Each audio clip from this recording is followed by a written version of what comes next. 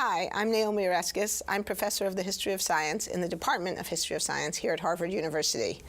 My research specialty is the history of earth and environmental sciences, mostly in the 20th century to the present. I'm interested in the development of scientific knowledge, how scientists study the natural world, how they collect data, how they judge and evaluate evidence, and how they decide when they have enough evidence to say that something is known scientifically. I'm also interested in the forces that resist scientific knowledge. So in my recent work on the development of climate science, I've been very interested in the question of why so many people have rejected the conclusions of climate scientists, that the world is warming up and it's being driven by greenhouse gases and deforestation. Who are these people? Why do they challenge the science? Why do they reject science? And then finally, also, I'm interested in the question of how should scientists respond to the rejection of their work when that rejection is politically or economically motivated. Like all faculty in the department, I teach and do research. So as a research professor, I supervise graduate students who are doing their PhD work, either in the history of earth science directly or broadly related fields in earth and environmental science. I also supervise students who are working on questions about science in relation to public policy, science in relation to regulation, science in relation to sort of broader cultural trends. In terms of the undergraduate curriculum, I also teach undergraduate courses. I've taught courses on the history of science and religion in America, courses on science and politics and political controversy. And then on the graduate level, in the graduate program, I teach a variety of different topics, but I also teach our introduction to the historiography of science. That's History 303A. That's the course where we take all of our new students, try to bring them together as a group, as a cohort, and introduce them to the basic questions, the basic methods, and the basic problems of the field of history of science. So currently I have a number of different projects I'm working on. I'm in the process of finishing a long-standing project on the history of Cold War oceanography in the United States. This is a project that looks closely at the question, what difference does it make who's paying for the science? So how does the funding structure and the interests of patrons affect what scientists study, how they study it, what we learn and what we don't learn about the natural world. So that's a project I've been working on for a long time, and it's hopefully going to come to fruition soon.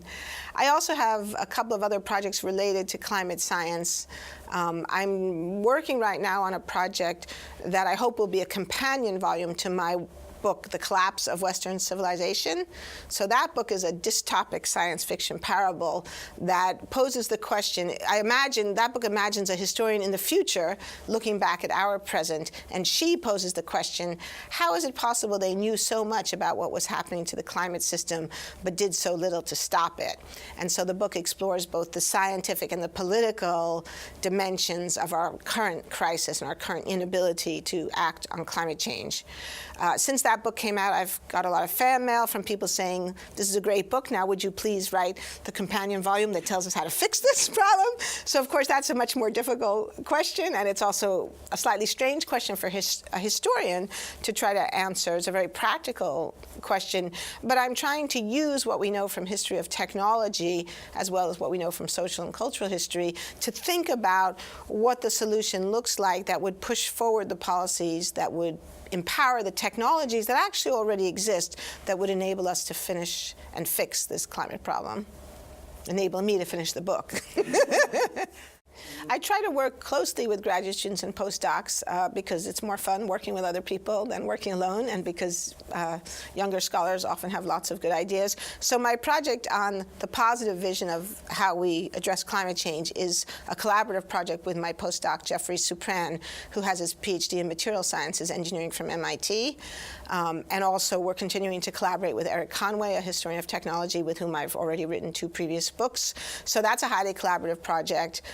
I've also done work with graduate students and postdocs on questions related to scientific assessments. I have a large collaborative project that's just finished writing a book on the history of scientific assessments.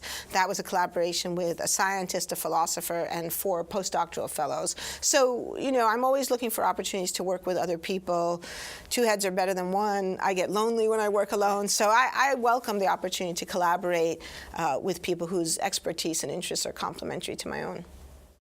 We all know the paradox about when a tree falls in the forest, if there's no one there to hear, it doesn't make a sound.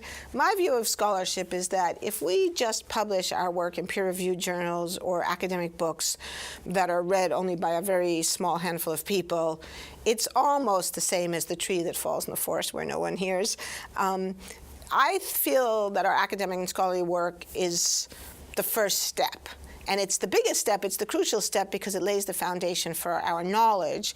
But I feel very strongly that if we do work that has relevance to contemporary social issues, that we actually have an obligation to take some portion of our effort. It doesn't have to be the lion's share, it might only be 5 or 10%, but to take some portion of our share of our work to communicate more broadly, either to colleagues in other fields for whom that work might be relevant. So I spend a lot of time talking to scientists about the meaning of historical work for their own scientific projects. And I also spend a certain amount of time talking to the general public, giving public lectures or talking to the media about climate science, explaining what the science is, how it's come to be, why we might have a basis for thinking that it's reliable, and also trying to explain to people who are the people who have challenged climate science and what's motivating them, because their motivations are not scientific, they're political and economic and social, and that doesn't necessarily make them wrong, but it puts it in a certain light, and it helps us to understand why climate change denial or climate science rejection is so widespread, and it gives us a framework for thinking about how we might respond to it. One of the things I treasure about our department is that I feel that my colleagues share my vision of scholarship, that the core of our work is our scholarly work, the detailed, hard work of reading and writing and being in the archives and thinking through tough intellectual questions. But I think almost all of us also share the idea that some component of our work should include outreach. And so if we look at Janet Brown's work on Darwin and evolution, or Peter Gallison's work on nuclear waste disposal, or Sarah Richardson's work about gender bias in science, most of us in the department have at least some component of what we do that reaches out beyond the confines of history of science as a discipline. It's one of the things I think that's exciting about our department. It's one of the things that is gratifying about our department. And I think it's one of the things that makes our work fun, because unlike many academics, we don't sit around gnashing our teeth thinking, no one loves us, what's the meaning of life? No, I think we understand that the work we do is extremely meaningful. We have something to say, not just to colleagues in history of science, but more broadly, and many of us are quite proactive in saying it.